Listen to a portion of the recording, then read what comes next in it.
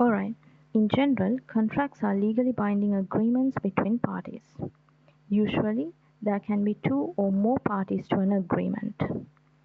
A contract can be written, verbal, or even implied. However, there are certain fundamental elements associated with contract formation. There has to be an agreement between parties. Parties must have an intention to create legal relations. The contract must be legal and also possible to perform. Most importantly, parties to the contract must have legal capacity to enter into a contract. We'll also discuss statutory formalities. Alright, what is an agreement? There must be a definite offer and an unconditional acceptance without negotiations. Acceptance must mirror the offer. Party who makes the offer is offeror. Party who receives the offer is offeree. The parties must have a clear meeting of minds at the formation of the contract. This is known as consensus addendum. Intention to create legal relations.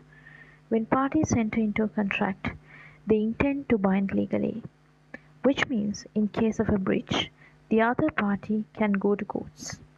However, when it comes to day-to-day domestic promises and agreements, we do not intend to bind legally. Thus, those domestic agreements are not considered legally binding unless otherwise stated. However, commercial agreements are always legally binding. Legality.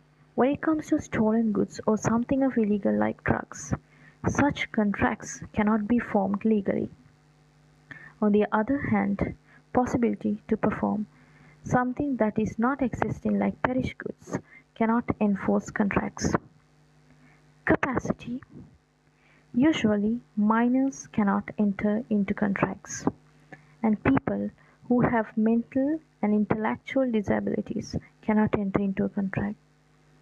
On the other hand, under duress, we cannot force anyone to enter into contracts. Contracts are based on mutual consent. Statutory formalities. Some contracts have strict statutory formalities. Please refer to the slides. Like, comment, and subscribe. Thank you so much. Let's meet in the next video.